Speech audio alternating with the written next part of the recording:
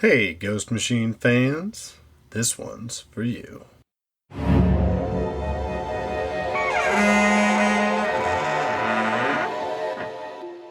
Welcome to the Ghost Machine Fans Podcast, episode 28. We are 1 week out from the terrifying, cerebral, and bloody premiere of Hyde Street #1, Ghost Machine's first horror title. I am spooky Canadian loyalist Michael Schwartz, making my triumphant return to the podcast, and I'm joined by my friends Snoggle and Nick. It's great to be back. How are you guys? The interview with Ivan was great, by the way. Here's my normal voice. Who was that in the intro? And my apologies. It's Yvonne, I've learned. Yeah, but he genuinely goes by either. Okay. And he told us that too. You did a one of those videos, Nick, where you were like, Yvonne Reese. And I actually didn't know who you were talking about at first. Because you said it so different than what I'm used to saying it in my head. Was it the one most recently about all the different High Street variants? Yeah. Well, what I attempted to say was Hace, because apparently R-E-I-S is pronounced kind of like haze, but it's more like H-A-C-E. Okay, so that's what it was. It wasn't even Reese. Yes. Okay. Hace. You know what was funny is that when he was talking to us about his wife smacking him for not paying attention to the movie, he referred to himself in her voice as Ivan. So it was super fun to have him on. You're absolutely right, Mike. He was a pleasure, and it really gave us and hopefully the listeners out there that were able to check that episode out, especially good insight going into the issue we're going to talk about today. Agreed. Because the way he described how he puts everything in place is just very different. He doesn't play by the rules. So I think you'll find it really interesting. For sure. Well, we did want to give a creator a shout out this time in our usual format. And this week it is going to Cesar Feliciano. And he is an artist. You can find him on Instagram under the Art of Cesar Feliciano. And he has become a friend of mine. I've talked to him a couple of times. If you've noticed, most of our Ghost Machine fan content Fridays for the last 5 or 6 weeks have included some of his art. He's done everything from Redcoat to all the way to President Griffin. He did even a President Griffin one. And the reason I wanted to give him a shout out, other than all that awesome stuff, is he approached me about making a Ghost Machine fans mini webcomic, like a brief webcomic for fans. And he was super nice to do that because apparently he's actually a bit of a professional like you, Michael, and he does this thing to an extent for a living. And he gave me kind of a general idea, and then he let me help with the dialogue, which for a fan like me was super fun. And he actually has done the initial pencils and inks for like the all 6 pages, and he sent it off to a colorist to do. And so we're pretty excited that when it's all wrapped up, you guys will have a very special Ghost Machine fan content Friday that day. So if you do want to check his stuff out, remember that is the Art of Cesar Feliciano on Instagram, or really you can find him on all of our Ghost Machine content Friday posts, which are still in there. I'm looking him up right now. He's a lot of fun. He's some pretty good art there.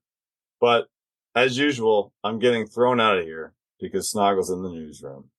I am in the newsroom. And the news is pretty exciting, especially for all of the current Ghost Machine fans. But I think this news is going to bring more Ghost Machine fans. So Ghost Machine Wave 2 has begun. And of course, it started off with the book we're about to cover, Hyde Street, and Devour will come out at the end of the month. I think, is it on Halloween or the day before, Nick? It's on the 30th. Yeah, okay. October 30th. Day before Halloween. And then we'll have the Rockefellers and Hornsby and Halo in November. And all the current titles will be continuing, but there will be some breaks in between. So some good news followed by some sad news. Do you know much about those breaks on the current titles, Michael? I don't want to hear that. I know about Rook. There's going to be a break for a while. There's a Geiger break. Are you telling me I won't get my Geiger fix or my Redcoat fix? No, I mainly wanted to bring it up for anyone who had the question, as many have, of is this wave 2 just like are all these other series ending and these are the new ones, because a lot of independent stuff is only 6 to 12 issues these days, you know what I mean? So there are people out there that are like, wait, what? It's changing? It's all changing? So what about all these first appearances I got that whatever. And so we wanted to reassure everyone, because we have put out a lot of wave 2 content recently, that all the other series are continuing. Rook has issue 6 coming out soon, and that's going to wrap up that first arc. And then we get the impression that it's going to continue to be released in a serialized fashion like Hellboy. The only break that we're going to get in Geiger is what's currently going on, where we have the wonderful Paul Pelletier as a penciler for 3 issues, and then Gary's coming back. But I don't get the impression that the series is going to pause at all.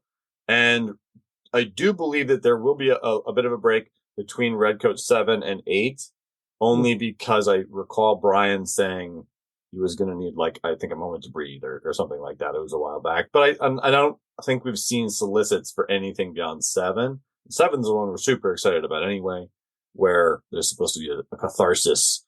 And, I guess we'll find out. Very cool. Yeah. So don't worry. You're talking about 6 ongoing titles in a one-shot are still going to be happening in the next couple of months. So there's tons of Ghost Machine for you to enjoy. Yay. So we're going to dive into this book. We're going to talk a lot about this book. We're going to talk about some concepts in this book, and it definitely would ruin it for anybody who hasn't read it. So what must we do in this moment, my dear? I'm assuming you're talking to me. Well, Mike and I aren't that far yet, so yeah. We're not there yet. We gotta pause. And I'm excited to hear what music you're gonna pick or sound you're gonna pick for the spoiler pause for Hyde Street. It's gotta be spooky.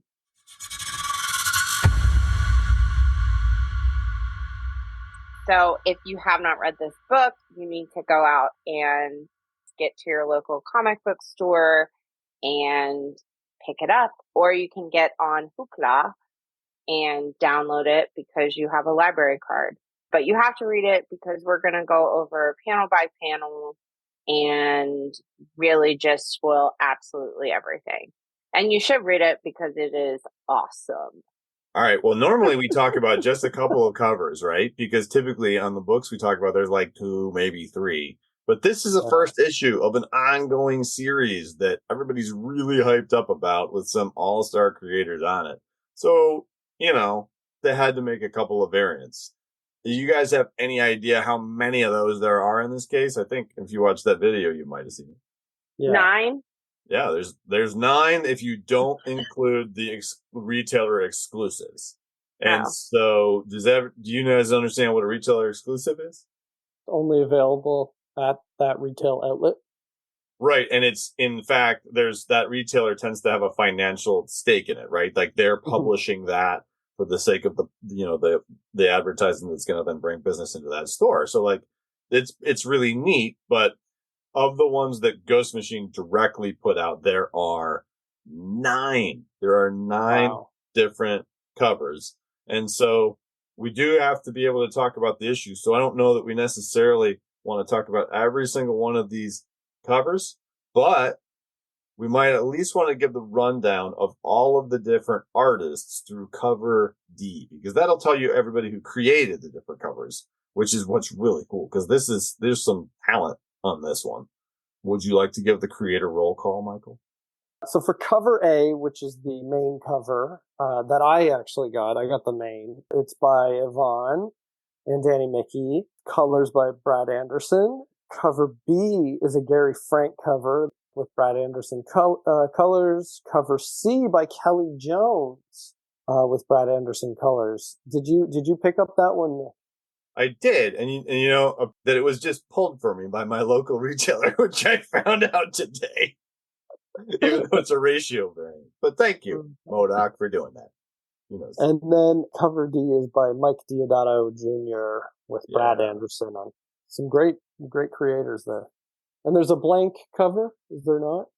Yeah, there's a blank sketch cover, which is, you should give to somebody like Cesar to give you some custom cover on. There's a lot of artists out there that do that with those. And I think we should talk about cover A and B. I did want to briefly touch from a collector standpoint. We don't talk about this stuff too much, but that cover C with Kelly Jones, who many people probably remember for doing a lot of cool Batman, dark Batman stuff in the 90s. Not that he hasn't been super busy since. He's awesome. And it was really exciting to see him on a horror book with these guys. And cover D, Mike Diodato, same thing. He does a lot of work nowadays with AWA. He's awesome. He's done a lot of books that I really like. That cover C is the 1 in 25 variant. That cover D is the 1 in 50 variant. The 1 in 100 is not on the inside page of the book that we're looking at, because that book, it's literally an homage to Blackest Night. Have you seen that? Yeah, it's great. Super cool that they did that. And then apparently there's a purple one that is like a surprise. Only certain people got it. And there's a gold one that one of those went to every store. And then there's also a 1 in 1,000 cover floating around out there. There's only a handful because every single one has a sketch on it from Yvonne. So there's not very many of those, but certain retailers got them. So big talent on the variant covers. What did you guys think of the cover A, the one that Mike said he got? It's the purplish, well, mostly purple, right? I love the purple and green. That's great. Yeah, and the story really is about Mr. X-Ray, and that's who's on the cover. It is. That's a good point. It's a good point. Because while we do have two main characters per se, this story is about him for sure. In his glasses, though, it teases some of the characters you see in the first issue, and I presume later issues. Oh yeah, the monsters and different creatures. Some of the stuff that we saw in that Ghost Machine #1 cover. Yeah, I'm pretty sure that's Cranky in the glasses. Yeah. And the B cover is the one that Snoggle has. I really like that one. It's a Gary Frank cover, but what does it look like? It has Mr. X-Ray. And you know what's interesting, what I liked about this is the tiny monkey on top of his head. And I'm like, okay, that's weird. But then you read and you're like, oh, this is actually kind of a little sub-character in this story. No, I think it just looks really awesome. And I am going to assume that these are like the damned souls behind him. Oh, I didn't look at that. Are they just like nondescript entities, or what do they look like? Just like a lot of bald men. Oh. With red eyes. That's how I pictured damn souls. Your punishment will be no hair and red eyes. Everyone will know you for your red eyes. So the story, our story begins, right? And if I recall correctly, doesn't this begin in the same way that the preview did? It does. Well, so here's the thing. With what we see here in a minute, with how graphic this is and the turn that it takes, in each of your opinions, what is the premise of Hyde Street? It appears Hyde Street is some sort of purgatory where souls are trapped, or these, people are trapped because of some wrong they've done on Earth. And each issue appears to be, at least what I'm guessing is each issue focuses on their story and how they ended up on Hyde Street, how they came from Earth to Hyde Street. And ultimately, it looks like, I don't want to give a spoiler away too soon, but it appears one of these characters wants out of Hyde Street. On top of that, too, as we read into it, I found it really interesting that they all have to get more people onto Hyde Street. Yes. Like there's a score to be settled. I can't remember the god's name, but he was like of judgment. And didn't Anubis do that in Egypt? That's honestly, Anubis is who I was thinking of. But it's interesting because these souls are already in Hyde Street. It's like they're punishing them once they arrive there. And this is something that Yvonne talked about. He said that there's two perspectives. He said that Hyde Street, as opposed to Devour or stories like Devour that will also happen, that Hyde Street is from the perspective of the residents of Hyde Street. And that one-shots like Devour are from the perspective of the quote-unquote victims. Now, I don't think he was using victim in the sense that they were like innocent by any means. I think he was referring to people like the first person that we meet in this story that, ends up dying. But ultimately, what's interesting to me is that like you said, the residents have their own agenda. And we do know that these two residents were on Earth and came here. Mm-hmm. So there are victims and residents per se. And the first person that we see on the first page would be defined as a victim, but do they also end up as residents? Like, it's curious. Trying to figure it out. And I really love this book. So that was the exact question I was going to ask, which of course we're getting a little bit far ahead of ourselves, but it doesn't seem like Mr. X-Ray died before he became a resident, or maybe he did and that's like a future issue. And obviously Frankie, I mean, something happened there. Which I believe is issue 2, but we'll get into that later. Mm-hmm. That's the impression that I got too. So the first person we meet, as far as we know, is a victim, but you already have my gears spinning. How do you get out of being a victim? Maybe that's how you become a person that's playing on the scoreboard. I don't know. This first victim, if we're calling her that, it clearly establishes on the very first panel, we are in Hyde Street. That's an establishing point there. She's a victim within Hyde Street. But did she just walk onto Hyde Street? Or does she live there? Okay, so yeah, I saw it as when you say just walked on, was it like just turned a corner in New York City to Hyde Street? Or yeah, because Hyde Street can be anywhere. Is the idea. The idea is that like you're a damned soul. You're gonna end up on the background of that comic.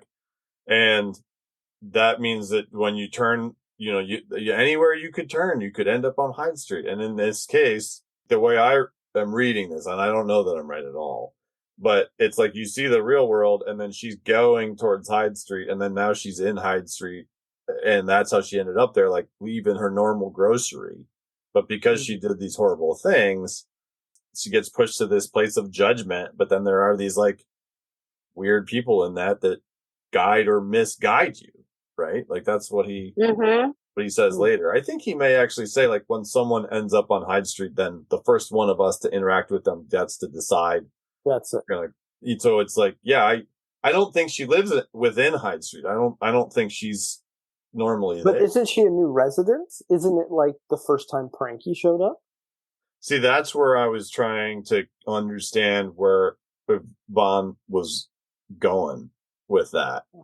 Because I would think that she's about to become one, right? Like, I think that they go through the punishment or whatever, and then they become a resident. Gotcha. And so what they're doing is they're creating new residents.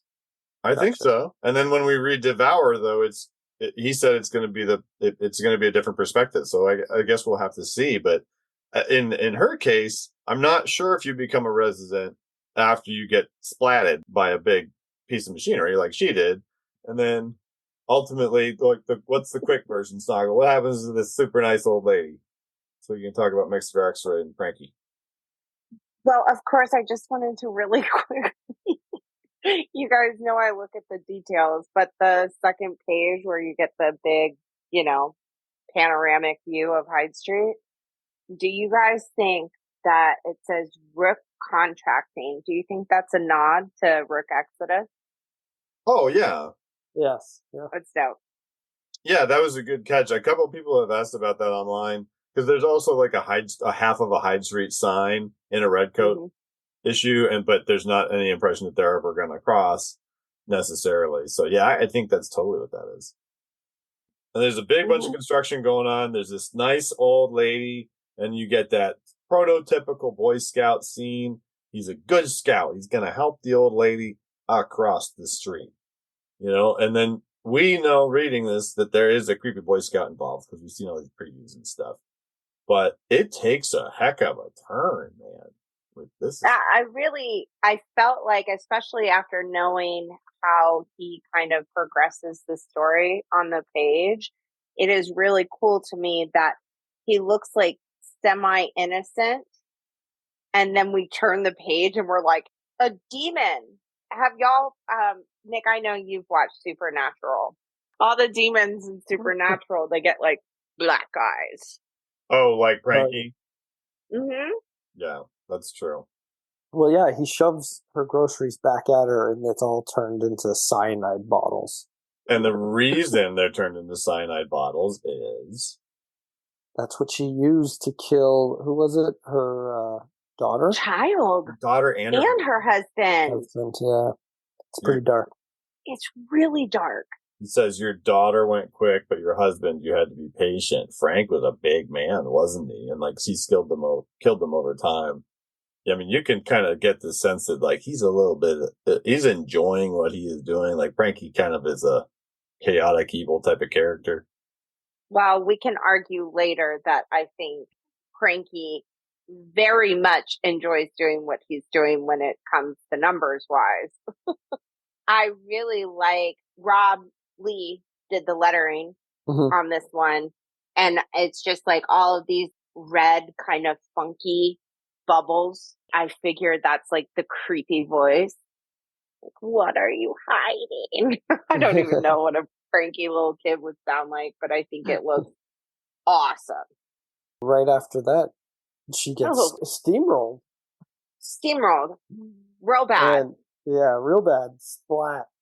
She gets steamrolled after she gets stuck to the ground by the burning cyanide that becomes inflamed. So ironically, in the end, the thing that she used to do all that evil is what got her stuck there.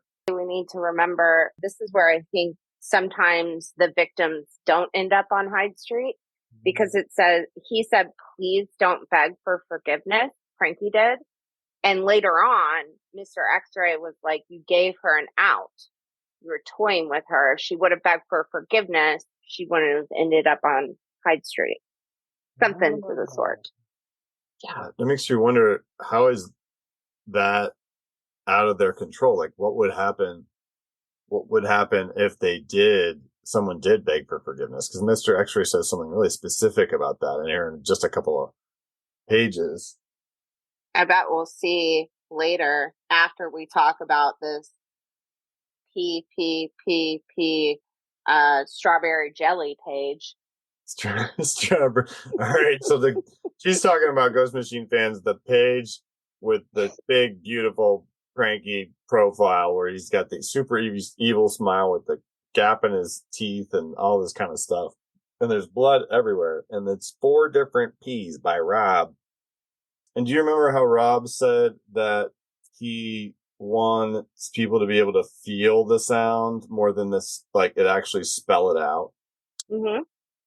I expected like a plip or something, but it's just 4 P's. And that somehow is like the most gross sound of this vehicle absolutely just popping her into basically nothing but blood with what it does to me. And like that's amazing. Like that's really effective. Like a toothpaste roll. Small bubbles popping. All from just a couple of interestingly made letters. Now, what did you guys think of what happens to him after she dies? What specifically happens to him? He gets a new badge.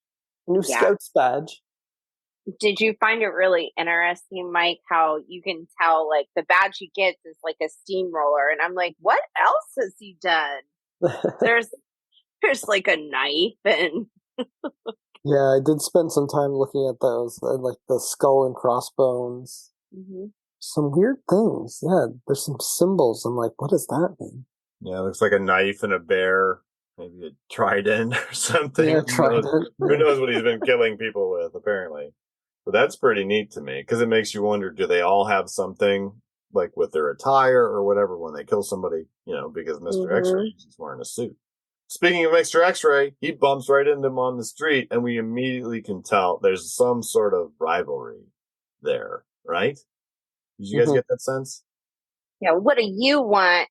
And then right away, like Mike said earlier, you didn't want to spoil it, but he wants to get out of here. Yeah. This right here, the first time we see Mr. X-Ray, like, I understand that he's like a bad guy. He's a resident. But he looks so cool there. It's a badass shot. Yeah. Yeah, that low. What do they call that, Michael? You're a movie magic maker. Is that like a low angle shot looking up? Yeah. Looks like a low angle of some kind. You know, angles of those things. I don't write angles into scripts, into movie scripts, into comic book scripts. I do. Fair enough. Good point. So he says, I want out of here, but you're making that difficult. And as we find out more that Pranky is efficient at scoring, one would assume that means you have to acquire a certain score to get out. And perhaps that's the motivation. This is where it goes back to my theory that, like, somehow people might be able to escape, because he said death isn't the goal, damnation is. If the woman had asked for forgiveness, she'd have slipped right through your fingers. I absolutely wanted to ask what you both thought of that. And then he does even say there's an understanding among us, meaning the residents. If we're the first to greet someone who stumbles onto Hyde Street, they're ours to guide or misguide if we choose. And I'm like, okay, so if they beg for forgiveness, they somehow get out of it. If you kill them, you get something, apparently. If you don't kill them, you can get them damned forever, and that is more so the goal. So do you get more points? I'm just want to know more about that. Cranky says, not according to the scorekeeper. Did your brain start to instantly reel, like, who is the scorekeeper? Yeah, that's what I'm really curious about. They hint at, they go into it even more at the end, right? And Dark demands, we call him the scorekeeper. You have a talent, Mr. Ray, and you will use it for me. That's what he says. So let's talk about his origin, because it was unexpected, and it immediately highlights something cool, in that they are from all different time periods, right? Well, I shouldn't say all different, because we haven't seen like Vikings or Egyptians or whatever, but you would think as this goes on, well, maybe it's because they cycle through candidates, because people do get out. Who knows? But this guy's from 1966. And what was he doing in 1966, Mike? This is what I loved about the book the most, is it felt like an old, a Silver Age comic books advertisement section come to life. He is like an ad man. He clearly, well, not just an ad man, he's selling the products we've seen in old Silver Age comics, like the X-ray glasses, for instance, that he wears all the time. We've seen in the books. There's the tiny monkey he receives in the mail. I think you could buy a monkey for $1 or something, right? In those old ads. And then there's what were these called? I forget what they're called. They call them piranha people in the comic, but what were they called in sea monkeys? Sea monkeys. Yeah, it feels like he took one of those pages and was like, I want to give you the background to. I'm speaking about Jeff. It feels like he was inspired by seeing all those ads, being like, I want to give you the backstory of who came up with those ads and who was putting them in the back there. That's a really good parallel, because I remember being young and you'd get a hold of like 60s and 70s comics. Yeah. Like, there were plenty that weren't, get 181s and stuff, and you would just get them and you'd be able to flip through them and stuff. And you'd see all those and you'd wonder a little bit, like, did that stuff used to work? How come those ads aren't in the ones I read now? Yeah. But yeah, because I think there were so many different things, they were like, build ginormous muscles with this weight or whatever, they had all that kind of stuff. So apparently, yeah, he's a proprietor of these scam kitsch items. And he used to work, well, there's a lot of other neat 60s Mad Men-esque staples, right? Like, he's got an ashtray that's always full of that. It's got a always burning cigarette. His partner has suspenders, and his demeanor indicates that he's obviously the type B personality in the relationship. Like, there's a lot of things that remind me of that era. It's like they're a Stan and Jack with no charisma or like reprehensible motivations. What did you all think about the relationship between him and Jim? Because his friend, his coworker, is named Jim. I got like Jimmy Olsen vibes, right? Like a bit, but like a weakling Jimmy Olsen. He gets walked all over by Mr. X-Ray. And he does something really devious to him. And this is something that I wanted to give Jeff real, as if he needs kudos from me, but it's real big kudos for, because he shows passive aggressive manipulation and gaslighting as like a really reprehensible things. And I expected like murder and serial killers and all these different things with Hyde Street, you know? And in this case, when he points out is that when they were both working at the other place, he had to give Jim pills to keep him awake so he could work hard.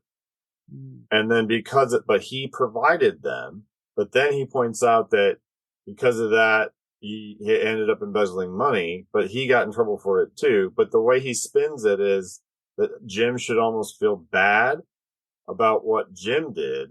And now Jim should feel good that Fred X-Ray gave him a job and a place, when it's like, well, he wouldn't be here. Like, it's classic, terrible, narcissistic manipulation.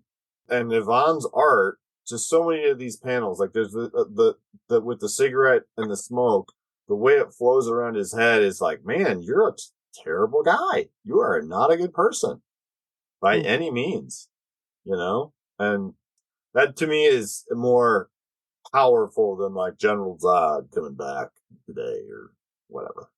Yeah. Well, after he breaks him down too and like heavily manipulates him, like, you would have had nowhere to go if it wasn't for me. I've always believed in you. He like literally talks to him about like, when you look out that window, I know you're thinking about jumping. But then he gets bit by the monkey, and the monkey at the window and goes splat. And there's some lettering that you actually feel as well. Oh. In conjunction with the coloring.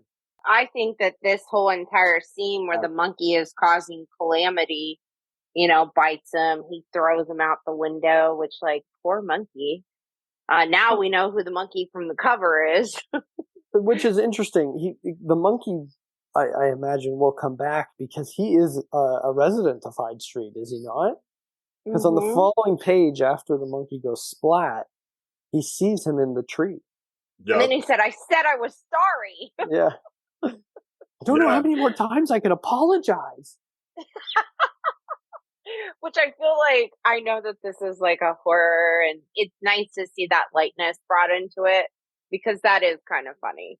You see this like calamity scene where he was being like a huge jerk, gets bit, kills the monkey, and now he's back on Hyde Street, stuck. Well, what you said, he's a resident, it makes me wonder, is he a resident or is he just part of the experience that is Fred's damnation while Fred is a resident? Oh, interesting. I am curious about what you thought about the next page after we see the monkey. We see this man with bandages screaming he doesn't want his face fixed anymore, and that there's a Dr. Ego character. I'm excited about the Dr. Ego character, but did you notice right here when they get back to Hyde Street, do you think that's Devour? Oh, fat free. It could, yeah, look at that.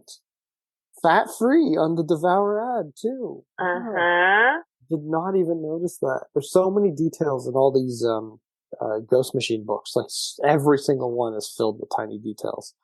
What do you all think of this Dr. Ego? Because clearly he doesn't seem very bothered by Frankie, but he doesn't want to step on the toes of this Dr. Ego. It's on the nose a bit. I'm assuming that when people end up on Hyde Street for reasons that specifically had to do with succumbing to their ego or probably vanity related stuff, that they get involved in this, which kind of like gave me a Seven Deadly Sins vibe, like, or certain people might punish you for certain things vibe. I don't know. I liked it. I like the subtlety of it. And the character is like, I don't want them to fix my face anymore. They won't listen. I changed my mind. So the whole point is that he is damned, as far as I can tell. But Dr. Ego also appears on the scoreboard at the end as one of the residents. So it makes me wonder, they each have a different function or whatever. Yeah. And he hasn't been as successful as Mr. X-Ray. Nor Pranky. Or Miss Goodbody. But then they continue his flashback some more. I believe it's a flashback, but maybe correct me if I'm wrong. Nick, do you want to explain the little girl that he sees? Is she a figment of his imagination? Is she real? What time are we on Hyde Street when he sees her? What's your interpretation of this?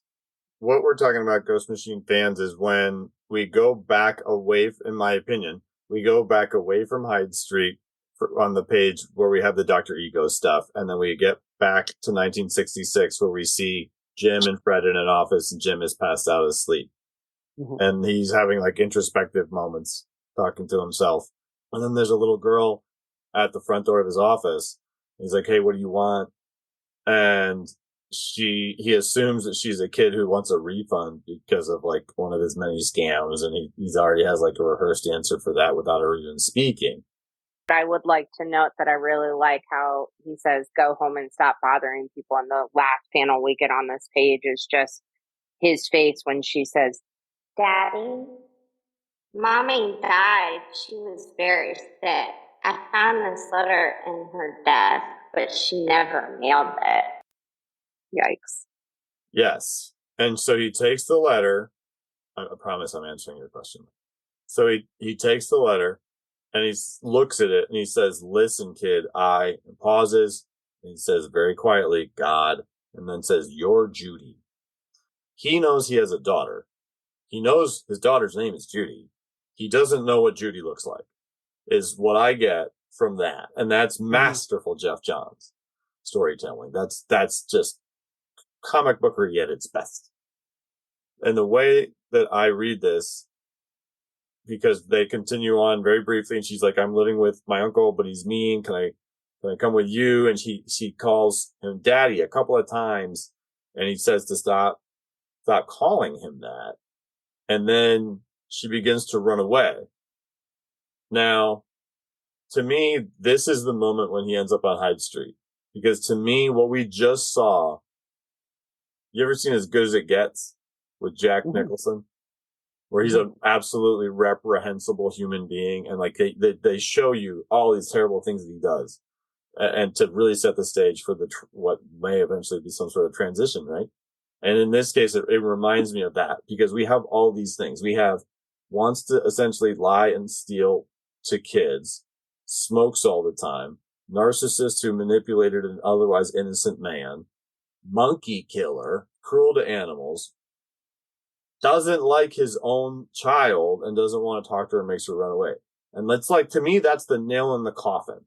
We're seeing the progression of evil, and it's enough to where he comes out the front door of his building. He's not on Madison Avenue anymore. He is on Hyde Street. And did you notice that his building number is 6999? Yeah. Like, so this is where I wonder, is he reliving his past on Hyde Street in that building? Maybe. But then why does he run out of the building and say he's on Hyde Street?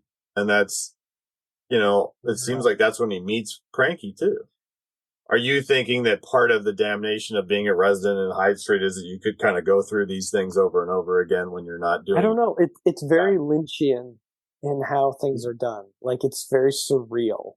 It's not clear cut. The storytelling. It's not like he's not going out of his way to explain everything to you, which is nice. I'm really bad at that. I would probably lay it all out and say, "Let me explain every panel to you folks." But maybe that's why I write a lot of kids' movies. I don't want kids to be confused. Yeah, that's an interesting... Was this, in fact, how he ended up on Hyde Street? Like, it kind of ends with the first person he sees on Hyde Street was Pranky. So did he then become a victim who became a resident? I have so many questions. Yeah. But okay, so then it's a lot of I want to call it voiceover. I don't know what do we call these captions? Like his In inner his head, monologue? maybe. Yeah, his inner monologue. He says, "I was no Mhm. saint before I found myself on Hyde Street. A man with a few dark chapters." Like we immediately go into his inner monologue, and we see his eyes are like the spiral of the X-ray glasses. Mm-hmm. Though there is one who stands apart residing over it all, a presence more malevolent than the rest, the architect of this twisted reality. He has no story, no past that we know of, only half-seen moments and dark demands. We call him the scorekeeper. Who is the scorekeeper? Yeah, right. And then you get this really neat, it reminds me of some of the red coat splash pages we've had where he's like falling through the panel or whatever, but Mm-hmm. in this it's like he's falling through his own twisting eye, and then that really neat, the presumption is it's the scorekeeper talking to him, because since it's a comic book, we see the inner monologue end in the upper left, and then we see this like telepathic evil bubbles on the bottom, which are Mhm. you have a talent, Mr. Ray, and you will use it for me. So it's like he finds because it makes you wonder, like, well, what if the scorekeeper got a hold of the old lady with the cyanide, and he was like, hey, you've got a talent. You can use it for me, because like essentially that seems like they would have ended up there in the same place, but he got taken directly by the scorekeeper though, right? Doesn't it seem like like the scorekeeper wants to use him. right? You have talent, Mr. Ray, and you will use it for me. So that means that there is some mechanism or something different about the residents, and the scorekeeper takes them, and then the residents have to manage the victims, but then there are all these rules about guiding them or damning them or whatever. Who knows? I mean, Mr. Exert also says to Frankie, let's not forget it's because of you I'm stuck in this nightmare, you insufferable pest. Us not knowing the answers to these questions and the speculation is all what kind of makes this comic so intriguing. Because I think with horror or anything spooky, you shouldn't know all the answers, you know? Yeah, you gotta keep things hidden. Yeah, it's the unknown that's scary in horror. Mm-hmm. Yeah. Oh, that's a well said thing. I feel like Frankie became like a little demon forever. He does, but this is significant because he's saying to him, I'm going to go after every poor sap who sets foot on Hyde Street, because he's going to break the rules, right? He's not going to care if somebody else is talking to them, and he's going to try to kill them. He's not going to try to damn them. And the reason for that, he says, and if I do that, he says, and you'll all be trapped here forever. So to me, it implies that whatever he's doing is preventing others from accomplishing their typical goal. And it sounds like he is an outlier amongst the residents of Hyde Street. I wonder if they have like a score that they have to, because like he says, even if it means damning 10,000 others to do it, but if he did that, he'd still be 6,000 behind Frankie. So now we're talking about a really significant thing, which is the scoreboard on the last page. And it shows the names of several different people, including Pranky and Mr. X-Ray. And like Snoggle said, Pranky has the highest score, with the exception of someone named the Colonist, who has an unknown score. Now, I want to point out one thing. The guy's name, or the creature's name, whatever, is the scorekeeper. So we're assuming this is a scoreboard. But that board says deliveries, A, and B, there are boards just like it on the left and the right of it that we can't see. So just because I deliver somebody to you doesn't necessarily mean they're worth as many points. You know, maybe they've been here for just a minute and I plucked them with the machine so nobody else could get them. But the goal is to really get somebody and damn them for longer. Because why would someone with the name the Butcher of Hyde Street have a low score? like, he only has 8. Maybe those 8 are like worth like tons of points. You know? It's funny how there's one called Gen Z, like Jen. Yeah, Gen Z. That's funny. I think it's really neat. I just want to know more. Like, I really like, somehow they made me want to read more about this terrible guy. You know? I think the most interesting thing is that what I found interesting is we're not going to follow Mr. X-Ray necessarily in the next issue. It says next the tragic and terrible tale of Pip Frankie Peabody. So we know the little kid's name is Pip. Mm-hmm. Pip Peabody. I am excited to see that one, but this is in typical Jeff Johns fashion, just like the unnamed timeline. I want to learn about all these characters now. So it's like, man, how come this book's only got to come out once a month? But can you print them faster? Right? You know, can we just get it all? Mike, what character from this list were you most intrigued about, and why? Oh, Lady Lost Eyes. Very curious about that. Or Circus Clown. Why is his name the Circus? Circus Clown will probably horrify me. That will haunt my dreams. I am petrified of clowns. I do not like them. Honestly, the one that interests me the most, though, was the matinee monster. Why does he have 0? 0. And does he live in the matinee? You know, the movie house. Yeah, he only comes out during that. No one's seeing movies during the matinees, so that's why he has a scoreboard number of 0. You can't get nobody to get. Yeah, there's no one there. Also, do you think that this is like a reflection of the scorekeeper watching a TV of Frankie and Mr. X-Ray? Oh, yeah, yes. It is. And I did not realize that. I think it's somebody watching it. You're talking about this white silhouette. She's on this. Yeah, it is. Totally is. Panel. Because that's a TV. Because you can see the exact scene from above it within that. But then that makes you, if that's the scorekeeper, like you can't really tell much from that silhouette. It does just look like kind of a human, like a normal humanoid looking person. But you can't tell much more than that. I did not catch that. That's awesome.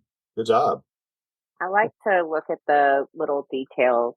I think when we're surrounded by such good artists, it comes easy to be like, "Ooh, what's that? What's that?" Because like just like the rook constructing, I'm like, "Oh, that was on purpose." You know, down to the details. Like in the old lady's bag in the beginning, there was cat food. So we do have an excellent listener mail, but before we jump into that, I do want to say that from a first issue standpoint, I've loved them all, but this probably has me more hooked from issue 1 than any of the other series. I really am like, dude, come on.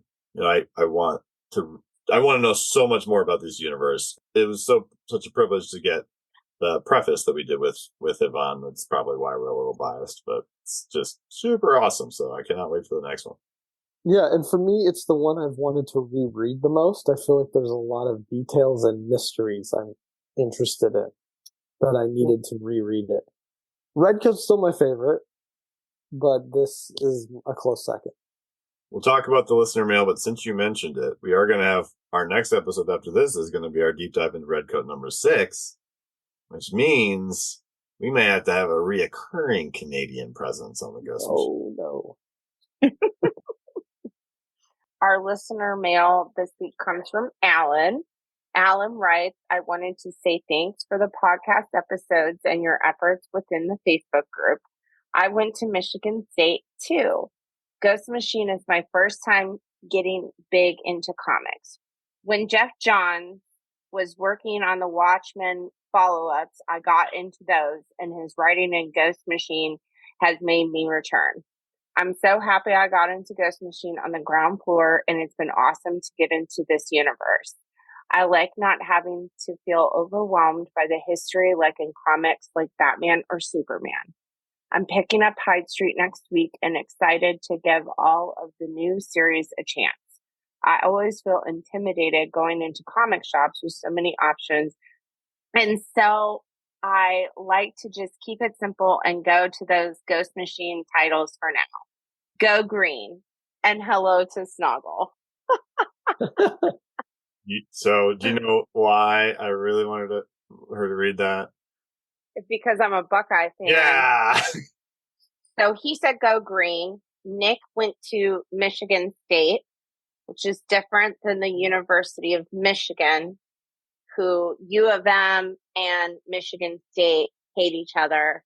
And then everyone in the country hates Ohio State. So this is an awesome listener mail. First of all, Alan, thank you so much for the kind words. And it is really neat. What he is saying is that when he liked the Watchmen movie that came out in like 2009, I think. And then he knew of Jeff Johns because he is a Spartan. Jeff Johns is also a Spartan. And like me. And so because of that got him into comics when he knew later that Jeff Johns did the follow-ups to Watchmen and then also now Ghost Machine. So there's not a question in here, but there's one thing that he said, and I will say this is one of the many instances where we have someone come to us and say, hey, we like your podcast. We found Ghost Machine because we just got into comics. It is very frequent that people say, I just got into comics because of Ghost Machine. And that's really cool because when we talked to Gary about this, he was like, well, maybe one day you'll go in the shop and somebody will say, hey, if you like Geiger, you might want to check out that new character, Spider-Man or whatever. And he's kind of making a joke. But in this case, these people are brand new to comics and they're choosing to read this, no matter what kind of other media there is. So that's really cool. I just wanted to ask what you guys thought about how Alan said that he feels intimidated going into comic shops with so many options.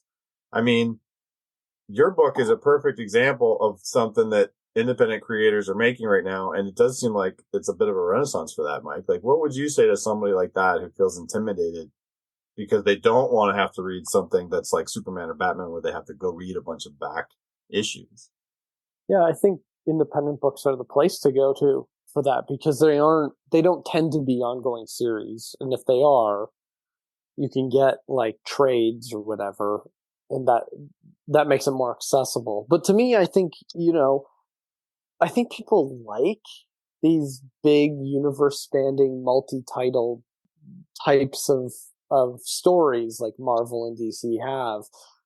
But we have an interesting opportunity here where Jeff has created an interconnected universe with some of the titles. And so people can jump in on the ground floor and feel like they're on the ground floor of a Batman or Superman or Spider-Man and Fantastic Four. It feels like kind of new again. Like it was like the feeling I get reading these books and knowing that some of them are interconnected is the same feeling I had when my dad would read me Spider-Man or X-Men books back when I was a kid. He was reading me Silver Age books. And it's harder for people to go back and read Silver Age books. No one really does. They'll pick up a Batman book from modern day, but not from a while ago. I think Ghost Machine is a great place for people to go to if you're looking for something that has the potential to become very big. So right. it feels small still, but it will grow. So jump in on one of these titles and find which universe you're into. And they're still so new. You can so easily just go out and get there's trades for the old stuff, 2021. I'd say it's old. For Junkyard Joe and Geiger, it's easy to get that material. It's easy to get caught up. You can even do it on Hoopla if you have a library card. And you can do that for free on your computer or your phone or tablet, whatever. And that's a great way if you're just like, wow, I want to know if I just dip my toe in, am I going to jump in this pool or not? Like, that's like, go do that. Check it out that way. If you haven't, if you made it to the end of this episode, you've already done that. So if you have friends or acquaintances or whatever, people that might read these books, that's a good way to nudge them towards like, hey, you might want to check it out. Because we have a lot of friends that are like, they don't know about this stuff, but they've heard that we're doing this. And so they're like, oh, hey, can we read that? Once we tell them, oh, it's not Marvel, it's not the stuff in the movies. Then they're like, oh yeah, maybe I'll check it out. And it's such an interesting reaction. And you're absolutely right, Mike. It's exciting because it feels like it's fresh and new. It's like, it makes me feel like it's 1992 again. except all the creators are getting along this time. That's great. Yeah. I would say to Alan too, just from a different perspective, because you guys have read comics for much longer than I have. It is kind of intimidating when you're going into a comic book shop and it's like, oh, you don't remember what happened in episode 28, something, or you don't know each character's name and backstory. It kind of, and I've never really felt this way around any of my friends who like comic books, or Nick has never made me feel this way, but it's like you don't know the information. So you don't really want to be like, I'm not comic book nerdy enough. I like this. I enjoy it. Where do I start? So I can totally understand why that's intimidating. What I think you have to find is, I'm not saying there are bad comic book shops, but I do think like the one by us, up and away, they're like very informative. And if you just say like, I like this, I have seen them like pointing people in the right direction. But I do think it's important to find your community, and I would say like for me, Ghost Machine, it's nice that I can start from the beginning and know some of the backstory from the start. From the start, totally. Well, so thanks so much, Alan, for writing in. That was a really, really fantastic discussion piece that you took us down. And thanks so much for supporting the podcast. And on that note, if you want to check out any of our other content, the website has been renovated. We have added a Pinterest link, and officially we have a Twitter/X link on there for Cameron Gill, our Twitter captain out in the UK.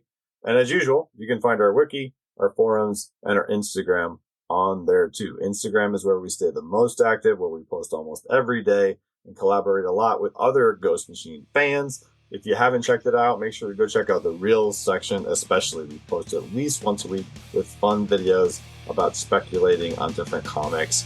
Usually it's really more about having a good time.